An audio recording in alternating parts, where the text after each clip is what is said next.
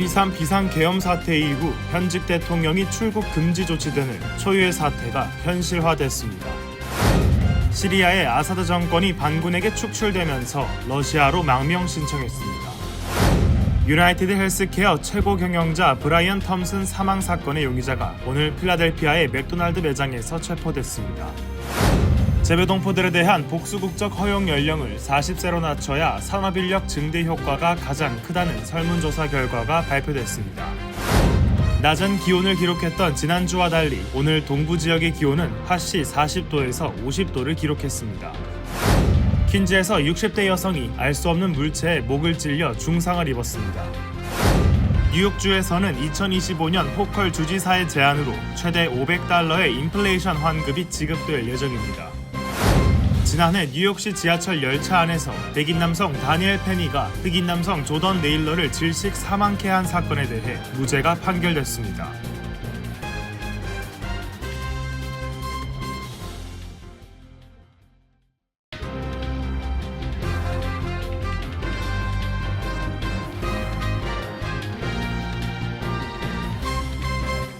안녕하십니까? KBTV 뉴스9 이천입니다. 12.3 비상계엄 사태로 인해 대한민국이 정치적 혼란을 겪는 속에 민심이 들끓고 있습니다. 이런 와중에 현직 대통령이 출국 금지 조치되는 초유의 사태가 현실화됐습니다. 최시우 기자입니다. 대한민국 헌정사상 최초로 역대 대통령이 출국 금지 조치를 당했습니다. 이는 윤석열 대통령이 처음입니다. 법무부는 9일 내란죄, 직권남용 등의 혐의로 수사를 받고 있는 윤석열 대통령에 대한 고위공직자 범죄수사처에 출국금지 신청을 수락했습니다.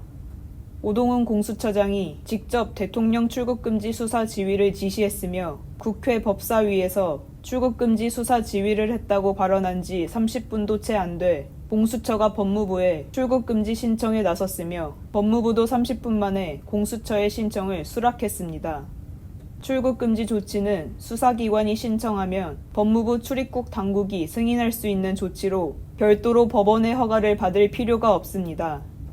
이에 따라 윤 대통령의 외국 순방길도 모두 막힐 것으로 보입니다. 비상계엄 특별수사단 역시 윤 대통령의 긴급 체포 요건을 검토하고 있다며 수사기관의 윤 대통령 조사가 이달 안에 진행될 것이라는 전망이 나오며 상황이 긴박하게 돌아가고 있습니다. KBTV 뉴스 최시우입니다. 시리아 바샤르 알-아사드 정권이 반군에게 축출되면서 러시아로 망명 신청했습니다. 시리아 내전은 종식됐지만 내부 정치적 혼란이 예상되자 유럽 각국은 시리아 난민들의 망명 절차 중단에 나섰습니다. 기라미 기자입니다. 시리아에서 바샤르 알-아사드 대통령이 13년간의 내전 끝에 러시아로 망명하며 정권이 붕괴되었습니다.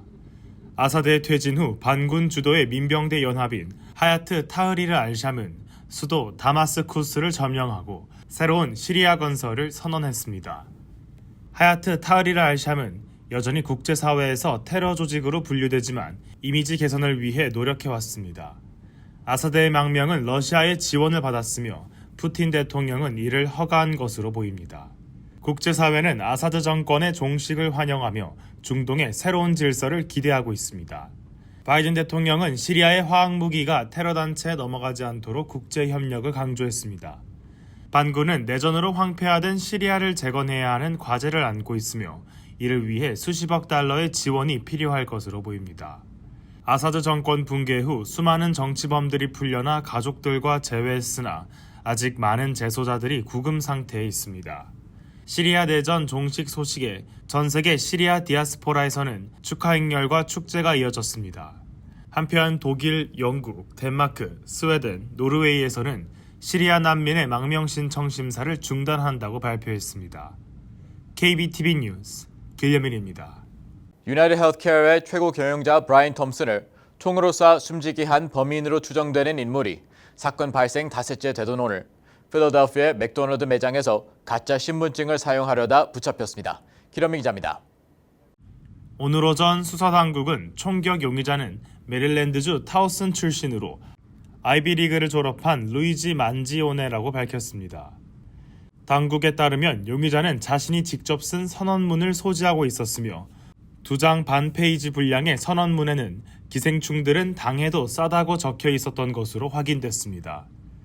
그가 사용한 카잔스키 인용 글귀에는 사람들을 극도로 불행하게 만드는 조건에 처하게 한 뒤 그 불행을 없애기 위한 약을 주는 사회를 상상해보라는 문구와 사람들이 우울증에 걸리게 만드는 조건을 없애는 대신 현대사회는 항우울제를 제공한다는 등 반체제적인 내용이 담겨 있었습니다. 수사 관계자는 선언문에 용의자가 단독 범행이라고 적었다며 그는 아픈 친척에 대한 부당한 처우로 인해 의료계 전반에 불만을 품어왔으며 2013년에 할머니를 2017년에 할아버지를 잃었던 것으로 드러났습니다. 용의자 만지오네는 2016년 볼티모어에 있는 길먼스쿨 졸업생 대표로 선정될 만큼 우수한 학생이었으며 축구선수로 활동했던 것으로 확인됐습니다. 그는 2020년 펜실베이니아 대학교에서 컴퓨터 및 정보과학 학사를 우수한 성적으로 졸업했으며 이후 동대학인 유펜에서 석사 학위를 취득했습니다. 링크딘에 따르면 그는 현재 캘리포니아에 본사를 둔 자동차 회사에서 데이터 엔지니어로 근무 중이며 거주지는 하와이 호놀룰루로 기재되어 있습니다. KBTV 뉴스 길려민입니다. 재외 동포들에 대한 복수 국적 허용 연령을 현재 65에서 40세로 낮춰야 산업 인력 증대 효과가 가장 크다는 설문조사 결과가 발표됐습니다. 기러미 기자입니다.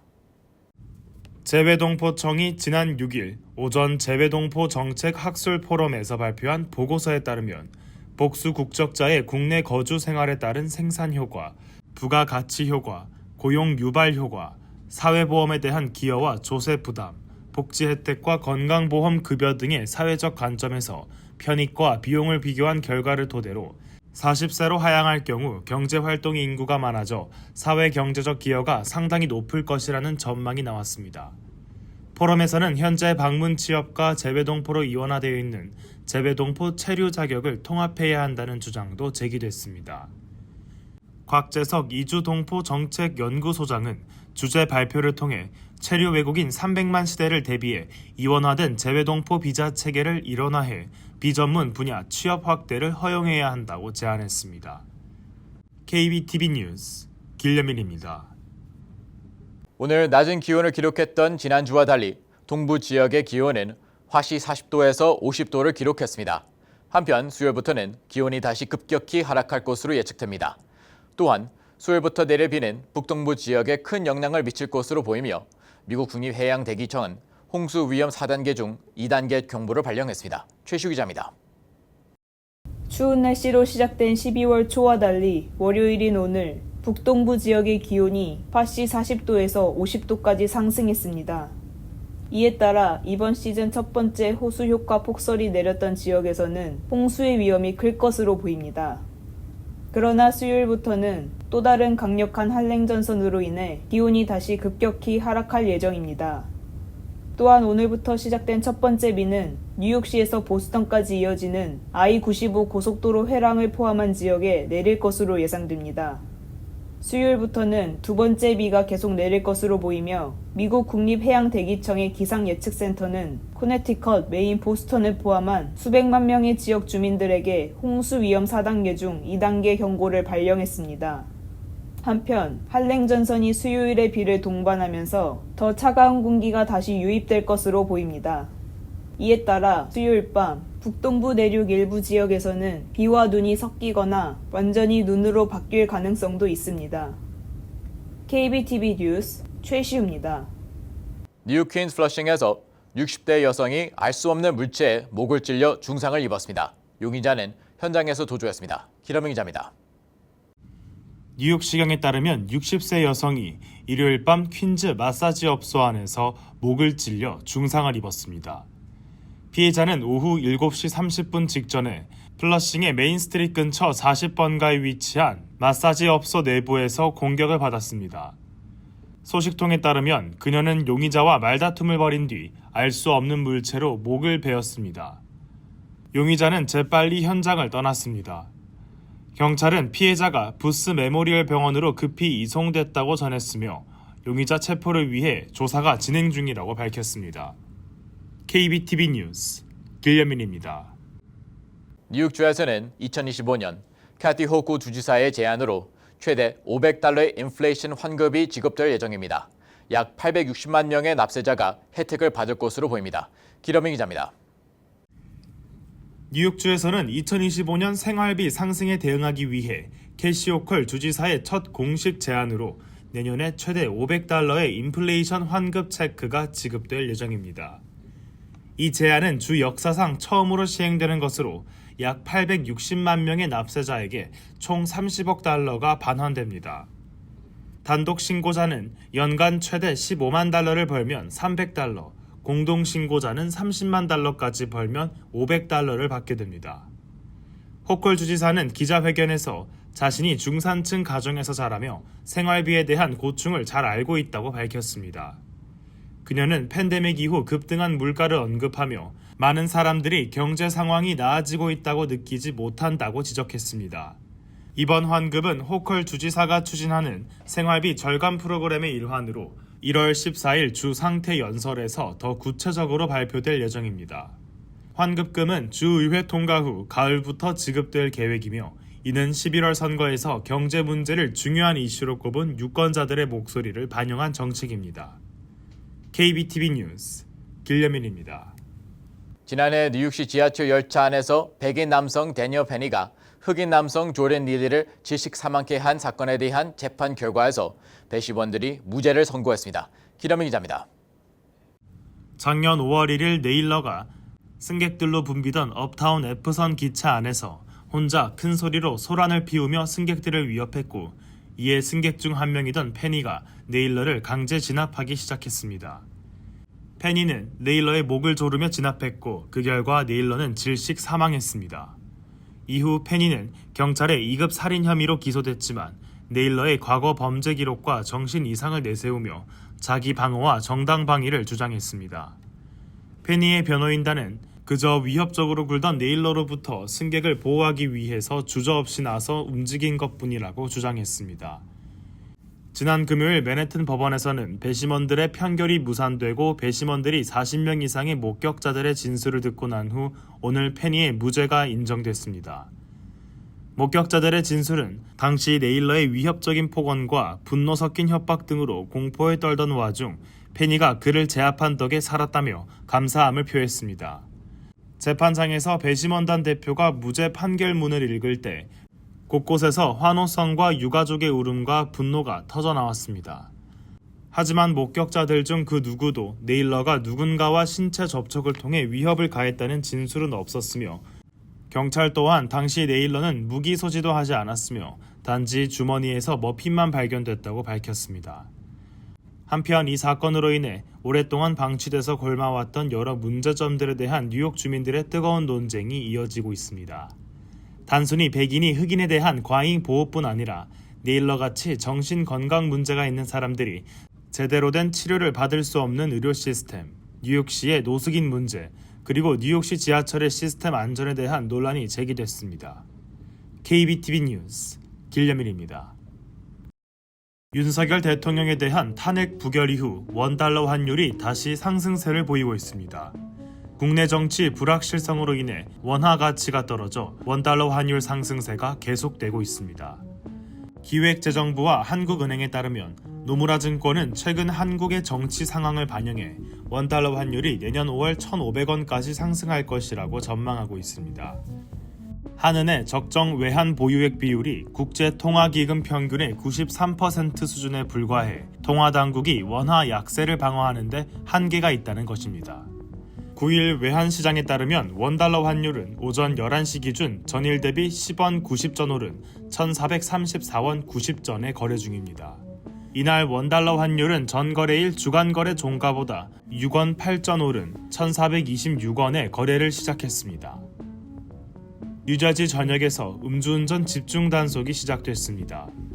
12월 6일부터 내년 1월 1일까지 주 전역에서 주 경찰과 각 로컬 경찰의 협력으로 단속이 이어질 예정입니다. 주 검찰에 따르면 한인 밀집 타운인 팰리세이즈 팍 등 주 전역에 127개 타운 경찰서가 주정부의 지원금을 받아 집중 단속을 펼칩니다. 뉴저지에서는 지난해 연말 음주운전 집중 단속을 통해 603건의 음주운전 적발이 이뤄진 바 있습니다. 앤디 킴 연방상원의원이 마침내 공식 임명돼 의정활동을 시작했습니다. 필 머피 주지사는 어제 지난 11월 5일 뉴저지 연방상원의원 본선거에서 승리한 앤디 킴 당선자를 오늘 새로운 뉴저지 연방상원의원으로 임명했다고 발표했습니다. 지난 8월 로버트 메넨데즈가 술의 혐의로 뉴저지 연방상원의원에서 자진 사퇴했고 그 자리를 메우기 위해 조지 헬미가 임시의원을 맡았던 바 있습니다.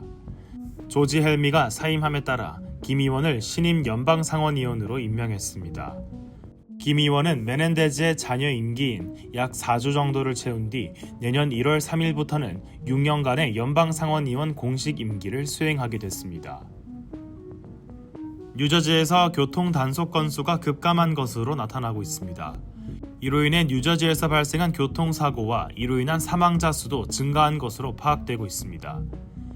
어제 뉴욕타임즈가 주정부 자료를 입수해 보도한 바에 따르면 2003년 8월부터 2024년 3월까지의 교통단속 건수는 직전의 같은 기간 대비 60% 이상 감소했습니다. 2023년 8월에 발급된 과속 단속 티켓은 690장으로 직전의 8월 발급 건수 5,343장보다 크게 줄었습니다. 주행 중 스마트폰 사용에 대한 티켓 발급 건수는 직전에 479장에서 30장으로 감소했습니다. 음주운전 티켓 발급 건수는 같은 기간 496장에서 231장으로 감소했습니다. 잠시 후 커뮤니티 브리핑을 전해드립니다.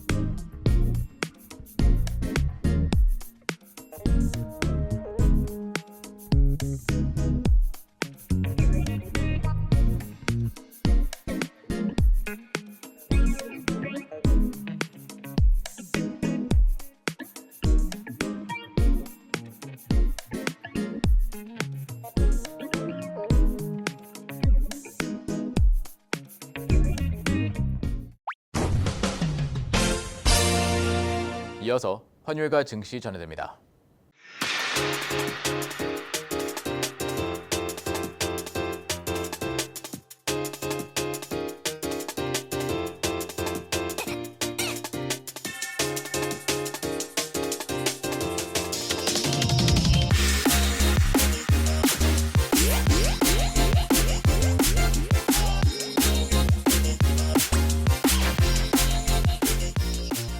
잠시 후 뉴욕과 뉴저지 날씨 전해드립니다.